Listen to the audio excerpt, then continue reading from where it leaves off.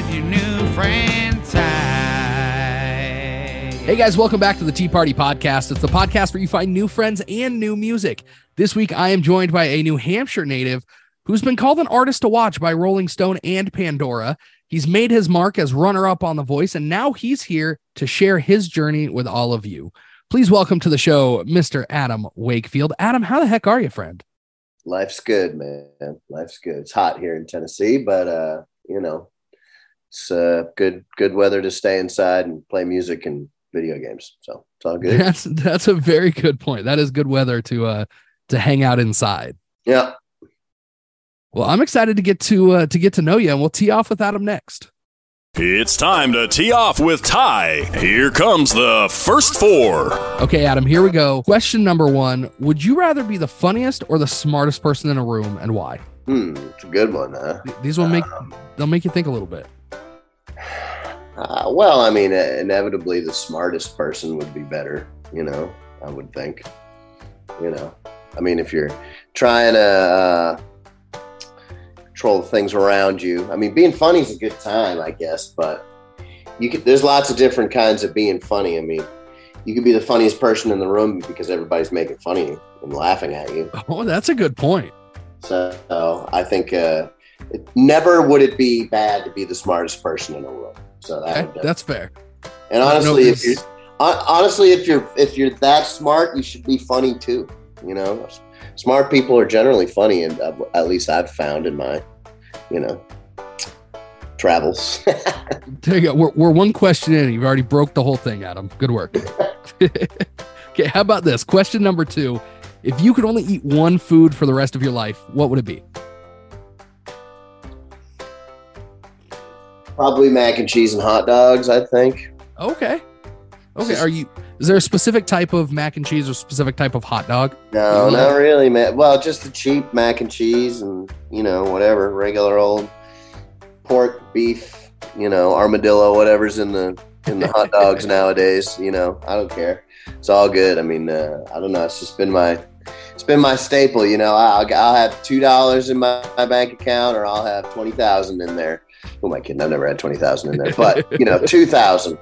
And, I'm always down for some mac and cheese and hot dogs. So, and don't get me wrong, I like expensive food and going out to dinner and wasting money on steak and stuff. But I don't know, man. I mean, you just can't. There's something about the mac and cheese and hot dogs. There just is. I don't know. My dad used to eat it when I was growing up, and he was addicted to it too. I don't know. Just something about cutting those little hot dogs up and putting them in the mac and cheese. It's like, I don't know, salty and saltier, maybe. I don't know. That's maybe. Yeah. No, I'm here for it and hungry now. Good. Yeah, now I kind of want some. Thanks, right. Man. Okay, question number three. What fictional character from a TV show or movie or a book would you bring to life with and hang out with for a day?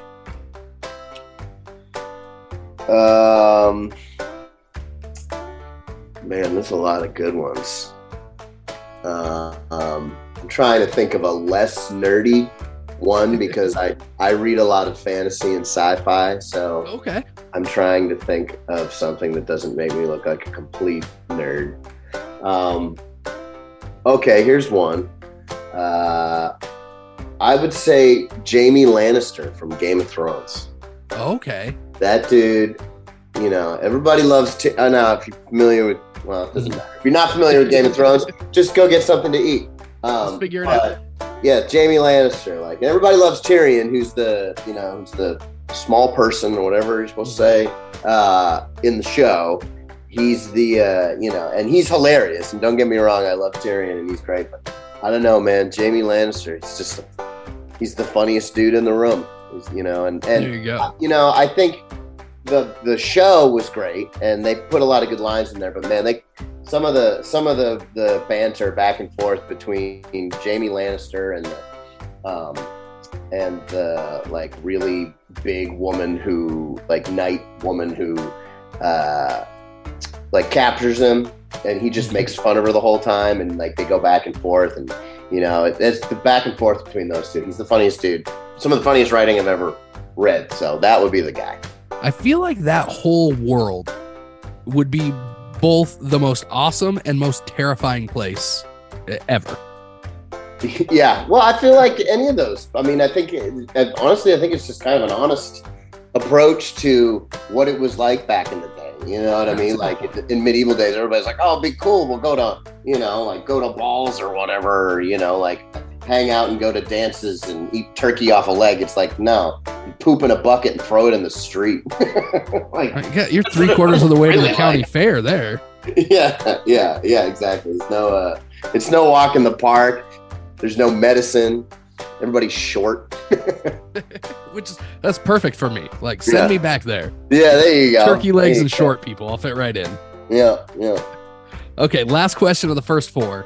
If you could have an unlimited supply of anything, alcohol, tacos, Pepsi, guitar strings, scotch tape, whatever it is other than money, what would it be? Unlimited supply of...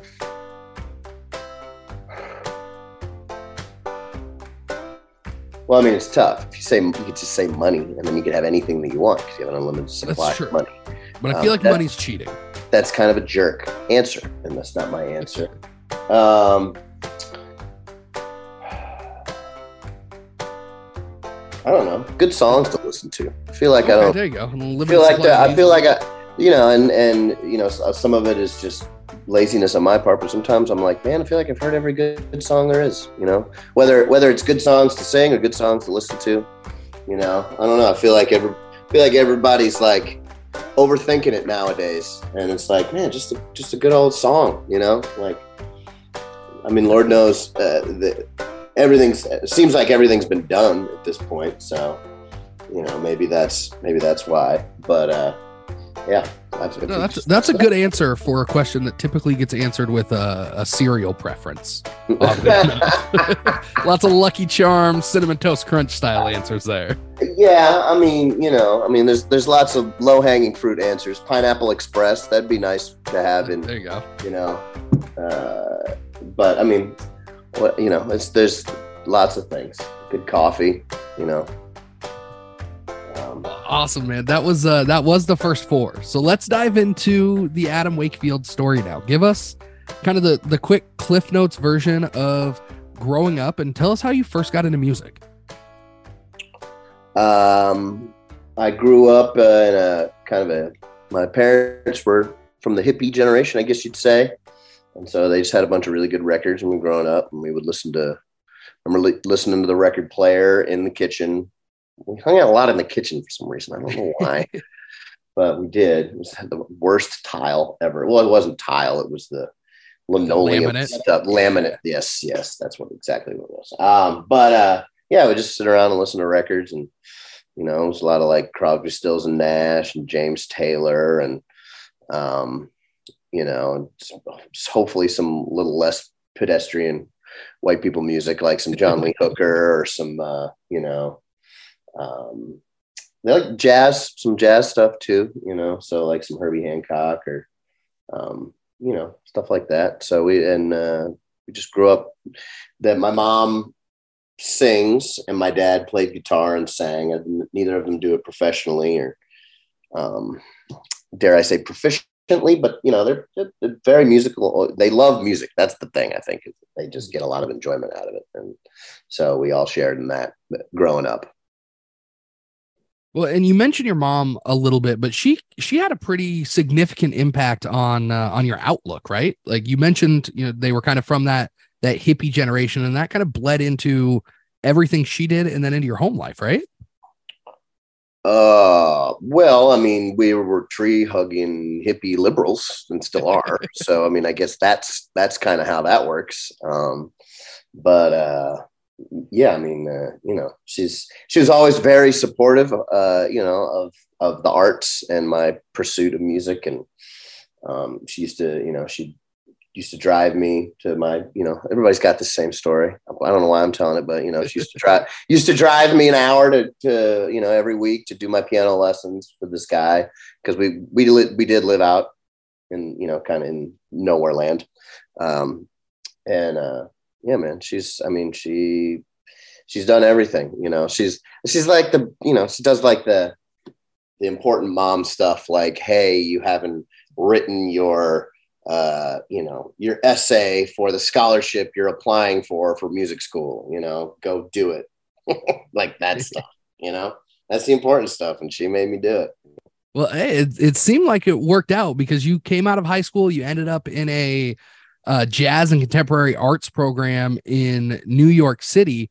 From there, what were your plans when you were heading off to school? Because I know they changed while you were at school, but what was the ideal life for Adam Wakefield coming out of high school? Man, I don't know. I mean, my brother was starting a band, and heading down to Dawsonville, Georgia, which is a terrible idea, but that's where they picked. Apparently, that's where the lead singer lived. So when I graduated high school, they were going down there actually, beginning of senior year of high school, they went down there and started a band and started doing their thing. So my plan was to go down there and, my parents didn't know, but the plan was to go down there and join the band when I graduated high school.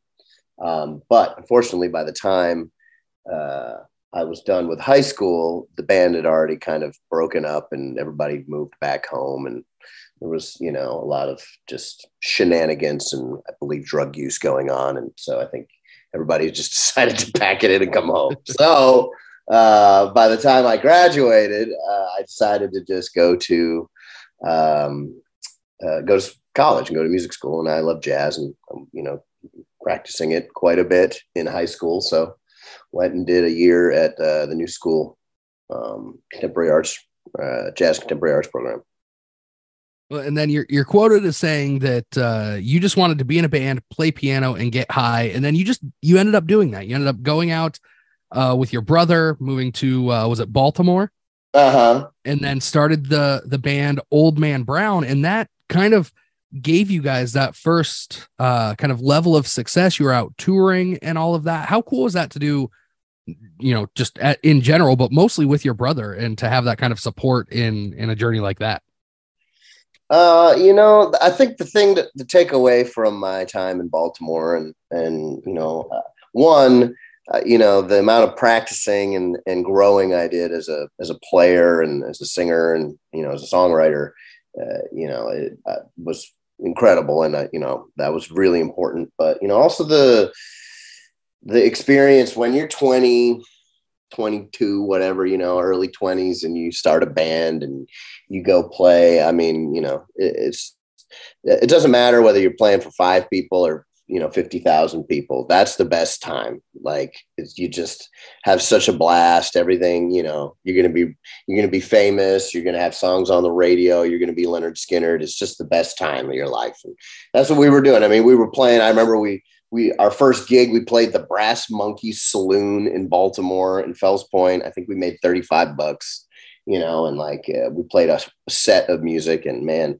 it was the coolest thing ever. If I could go back and recapture a little bit of that feeling that we had, that high that you're always going to chase. Yeah. That was a good time. And yeah, man. And I loved my brother and hanging out with him and honestly, all my friends that I grew up with in high school. I mean, we all just everybody, two separate age groups between my brother and me, but between the two of us and the people that we knew in our grades, we kind of found the music oriented people and, put that band together. And it was just, it was an absolute blast.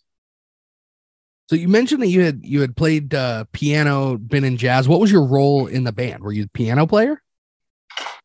Yeah, I played keyboards and did a lot of writing, and I did the singing. I ended up singing because I was kind of the only person who was, I guess I was the most proficient on their instrument out of everybody in the band. Then adding singing, that makes sense. You got the first part mastered. How many different instruments do you play? Is it just the piano? I play the keyboard instruments like piano, and I play Hammond organ as well. And then I'm a fair acoustic guitar player and, an overzealous drummer and bass player. Well, I think this is a good time for us to kind of pivot and talk about your songwriting a little bit. We have a couple of songs for everybody here. Before we do that, I want to give everybody a chance to hear kind of what your sound is. We've got Both of these songs are off of your most recent album, Gods and Ghosts. The first song that we have is called Dry Days. Give everybody the story behind what inspired the song and what the writing process was like. Man, sorry, it's been a minute since I've heard these songs. Dry Days. Yeah, I don't know. This is kind of a song about being broke. You know, you do a lot of that being a musician, pretty much all you do. And you know, it's just kind of, I think for me with this song, I just kind of wanted to use some references to some things that are timeless, you know, like, and throw some things in that we're going to lose, you know, like I talk about cable and like watching TV on a Magnum Ox and like, you know, I don't know, just, I feel like we needed one more song that had some references to things that were dying out. So, you know, this was just kind of it's just a grooving little tune. I came up with the lick and just was kind of grooving it out and sitting around one day plucking on it. And I don't know, just kind of came out pretty good. Solid tune, doesn't change the world or anything, but you know, man, it's got a good feel to it. Well, let's let everybody get into it. This one is called Dry Days by Adam Wakefield. Back to the powder when the milk runs out. I'm all out of wet food for my old bloodhound. He looks at me so mean, he thinks it's all my fault. Ain't nothing to watch on the Magnavox. Summer I tied into the neighbor's box when they were away, but I just got caught. It ain't do anymore with the little I've got. I'm living these dry days, too tired to try days. Or to get sideways or high days to go down in shame. Born in your side days, to fall in sky days. Or just sit in the driveway and cry days to low down shame. All of my spots turned me away. They called on my tabs and I still got the way to pay. Drinking bargain wine, it's taking a toll on my head. Some mornings I feel just like the waking dead. Just living these dry days, too tired to try days. Or to get sideways or high days to low down shame. Born in your side days, and falling sky days. Or just sit in the driveway and cry days, low down shame.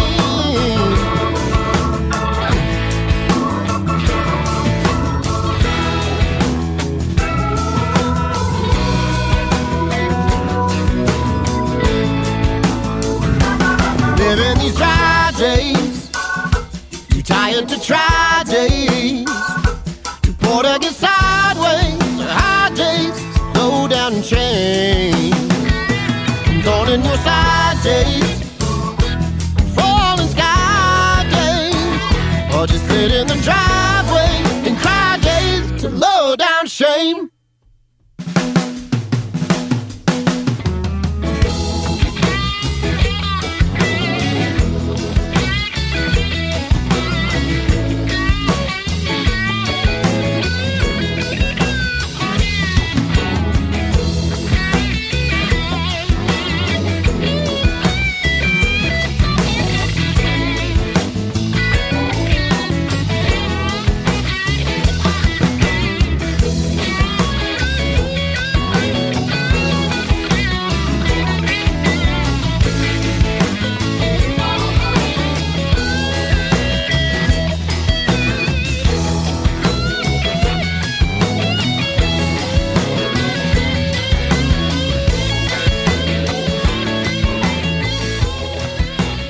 That one was called Dry Days from today's guest, Adam Wakefield. And Adam, this is off of an album that you put out in 2018 called Gods and Ghosts. That was 5 years ago. We've gone through an entire pandemic. So I'm sure that the memory of what this was like to release this album is a little bit foggy, but the best you can, what was it like to put out this album and then see the reaction that this album had gotten for you? Well, I mean, I put a Americana record out with a like mainstream, like almost hip hop country, hip hop it's called, label. It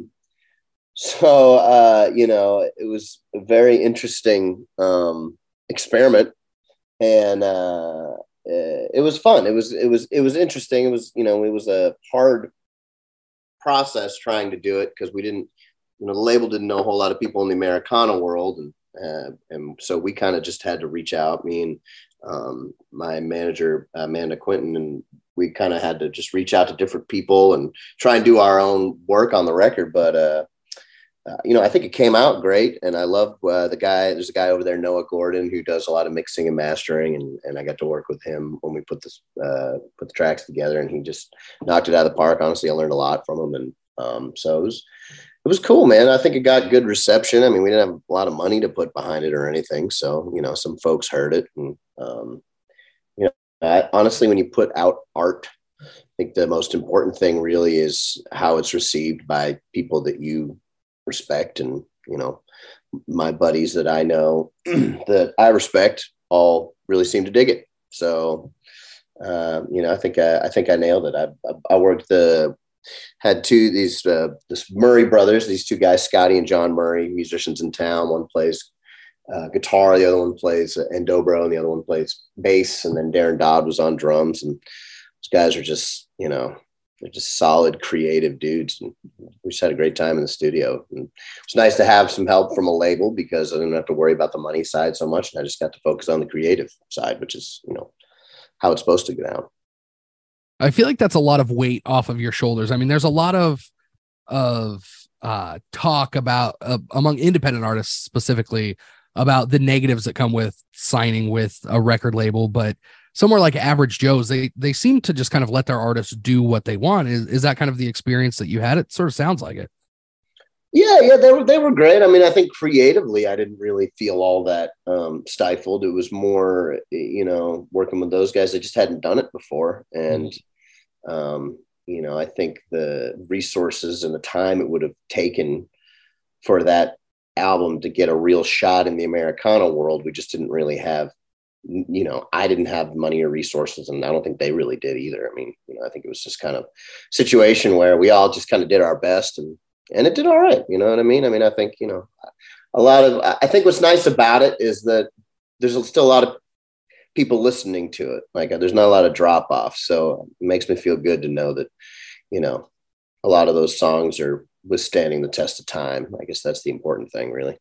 Well, and it's really one of those albums that you can put on and just listen to on repeat. I say that from experience. I did that yesterday, just as I was kind of prepping for our chat. Nice. I put it on and it just played in the background all day, and it let me get accustomed to your music. But it's also not one of those albums that, has these highs and low points that you have to kind of dig your way out of emotionally.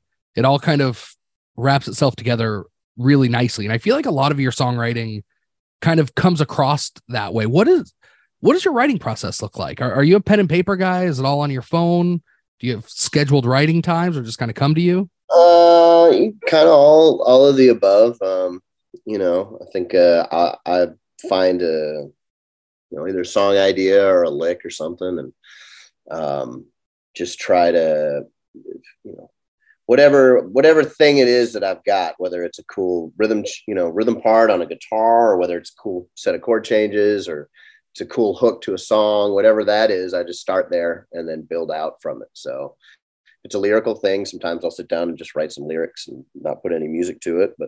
Or if it's a groove, I'm just sitting around plunking around on the guitar, I'll just sit there and kind of hammer something out till I got a solid base of something, and then kind of move outward and kind of try and have a more objective view of how to build the song. And then also kind of like, especially if I got a groove that I'm working on or something that I found, then, a lot of times it's a matter of going through my notes on my phone and looking at the, thousands of stupid things that I've written in there and hoping that one of them, would be a good idea for whatever it is that I've got. I mean, my phone's generally full of, and I would think any songwriter's phone is generally full of notes. The notes section is just a whole bunch of ideas and, good and bad, lots of bad in mine. And then, and then a bunch of voice memos of just sitting around playing grooves and stuff. And sometimes you just hope you can get two of those to connect.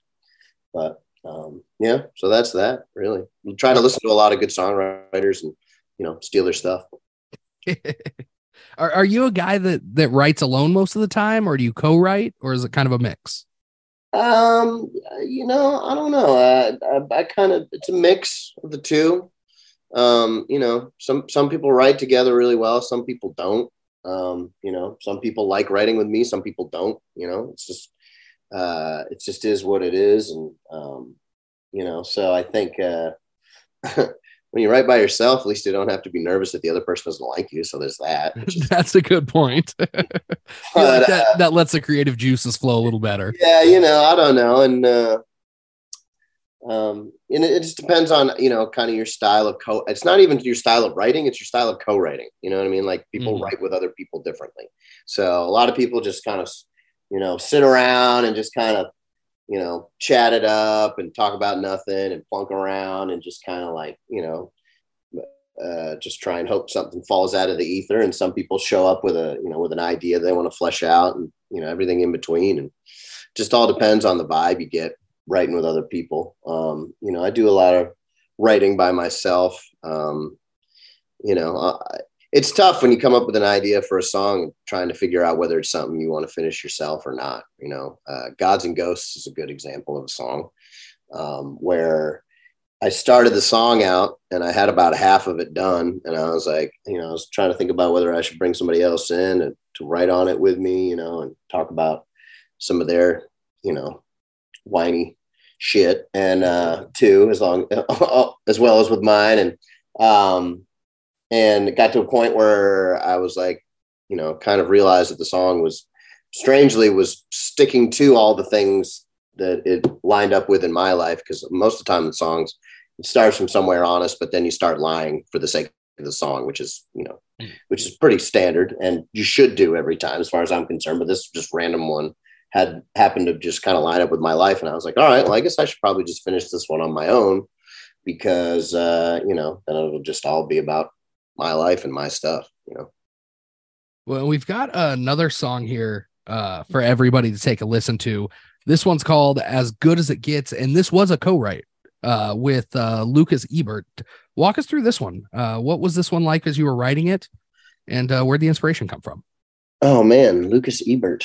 I need to call him and hang out. I haven't seen him in a long time. What a talented dude. We went out it was our first and only write. I don't know why really, but I rode out to his pad. He had some random cabin out in like Ashland City area or something, and went in there and I'm trying to, that's one of those songs that did kind of just fall out of the ether. No, we didn't have anything as far as like lyrically ready to go. We just kind of sat down and started messing around with something. And I think he had this little groove that he was playing, and we were like, we just liked the groove, and we were like, well, what is this song going to be about? And we're like, well, not much, because it's pretty down home, simple groove. And we're like, all right, well, let's just start talking about some simple shit. And, and then strangely, we just randomly pulled out of the air, I'm all good if this is as good as it gets, I don't know. I don't remember who came up with it. We just kind of sat down and we wrote it pretty quickly. And, it was a good one, man. Those you don't get those all the time. It was just kind of a layup from the universe. You don't always get them. That's always nice to have, though. Sometimes you just need a little bit of help.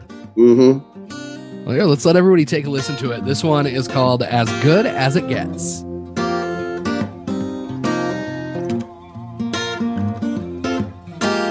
Dishwasher's broke, but the dishes are clean. Local TV stations playing on James Dean, and the beer might be cheap, but it stays cold. Ain't enough for a J, but I can pack a bowl.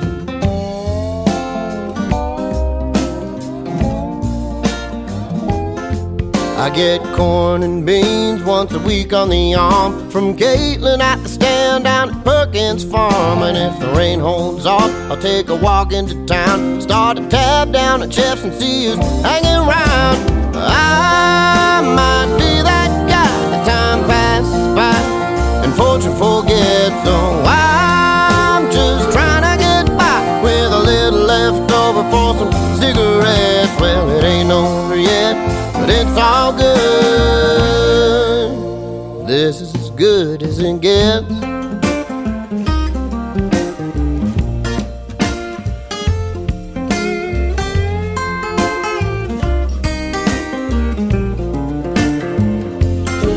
I got a new girlfriend and an old guitar. We hang out twice a week at the bar, playing cover songs for a beer and a tip. I'd be just fine to carry on like this, 'cause I might be that guy. The time passes by and fortune forgets. So I'm just trying to get by with a little left over for some cigarettes. Well, it ain't over yet, but it's all good. I said it ain't over yet, but it's all good. This is as good as it gets.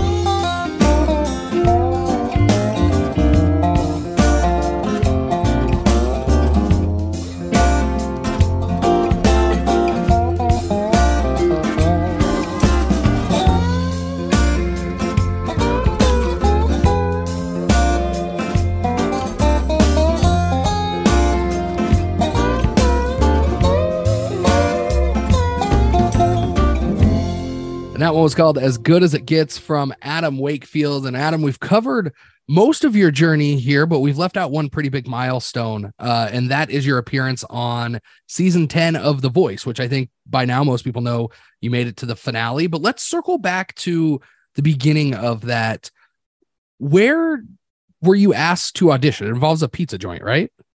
Yeah, I was singing in a bluegrass band at a place called Soulshine Pizza in Midtown, Nashville.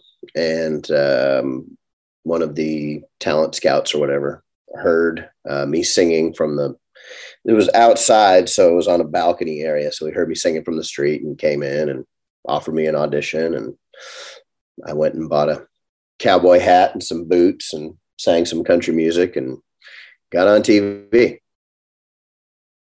That's pretty straight to the point. You ended up in the live audition. You got Adam to turn around right away, and then you had Blake turn around kind of right at the end. I know that whole moment's probably just a giant blur, but what was going through your head when you saw Adam turn and then when you saw the second chair turn later? Well, to be honest with you, they turn when you're playing the song. And so, I mean, really, as much as I'm worried about who's going to turn their chair around, you're in front of millions of people on TV. So really, I was just focused on not messing up.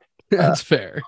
So it was cool that they turned around, and I guess on some level I recognized it, but really I was just wanting to make sure I didn't, mess up this chord here or make sure I sing the right lyric there, So, but once the song was over and I saw that they turned around, it was good, man.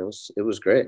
It was a relief, that's for sure. A relief. That's probably a good word for it. Yeah. And you stuck around for a while. What's is there a favorite moment that you can share from the show? Like on TV, off or TV? just in general. Like when you think back, what's your favorite moment of that whole experience? I think I think just being able to work with the other contestants, and I say contestants, but it's really more like other musicians and other singers that are there.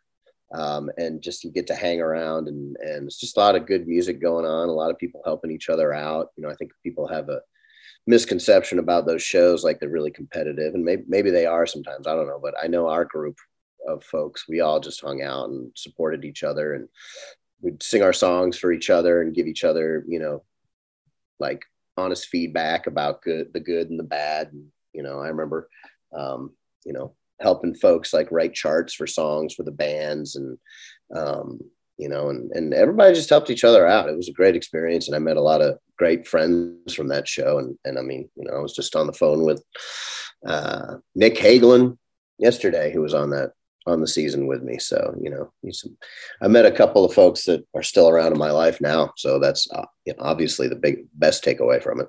Yeah, I was going to say, I mean, being able to bring people into your world from the voice itself, I feel like is a bigger win than making it to the finale. I mean, that's pretty cool, but to improve your life with some new friends feels like a big win.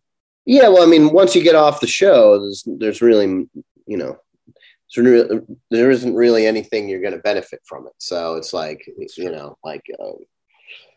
go do some shows for about 6 months to a year, maybe get some corporate events or whatever. And, trick somebody into putting some money behind a record. But, eventually, unless something else pops for you, you're just going to kind of go away like all the other contestants. So, and I think, focusing on the stuff that you can take away from it is more important, like the relationships and the people that you meet. Definitely. Adam, thank you so much for jumping on here and being a part of this. It's been a great time. But before we let you go, we end every show kind of the same way we start it, with 4 wrap-up questions. You up for it? All right, let's wrap it up. It's time for the final 4. Okay, first one, pretty simple. What's your favorite piano or keyboard style or brand? Like the physical instrument itself? Yeah. I mean, I don't know. I mean, I think lately for me, it's been the Hammond organ. It's really just, it's such a dynamic miracle of an instrument. It's it's like I don't know. It's like if you open up the back of an organ and look at the electronics involved with it, it's like a time machine. It's insane. And even finding people that know how to work on them is really hard. And so it's just such a unique and dynamic instrument, and there's a lot to learn about it. And it's so different than playing piano. And and I've had the opportunity to just play mine out a lot lately. And so it's just been, it's kind of been whooping my ass a little bit, but in a good way. I mean, it's good. It's nice. It's like like a new guitar or girlfriend or something. It's great. It's like kind of got a new feeling back again, I love it. Okay. Question number 2 of the final 4.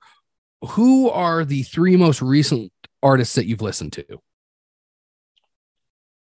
3 most recent artists that I've listened to. I'm trying to think. I mean, lately I've been listening to a lot of Brad Meldau, who's a jazz, pianist and composer who's really good, who's just kind of, he's just incredible. He's great. He's got kind of very, not your straight ahead jazz guy, more just kind of outside of the box and kind of taking a lot of the, I don't want to say jam band, but just kind of taking a lot of the, stuff that's more in my world and incorporating it in. So it's easier to relate to for me. So I've been listening to him. I love Lucas Nelson. He's great. And listen to him a lot. Brent Cobb's got a new record coming out. I've been listening to these songs as they come out, and Brent's just always good, man. The songs are always good. The production's always good. And I don't know, something about Brent Cobb is just like, it's the thing that the music world needs the most. When I listen to it, it's just, there's no frills. I ain't trying to fool anybody, So yeah, I think those 3 will do it. That's a good mix there. Yeah. I like it. Yeah. Okay. Question number 3. What's your favorite venue that you've ever played in?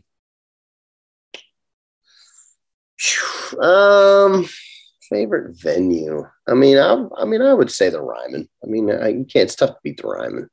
I mean, it's just, it's just a cool spot.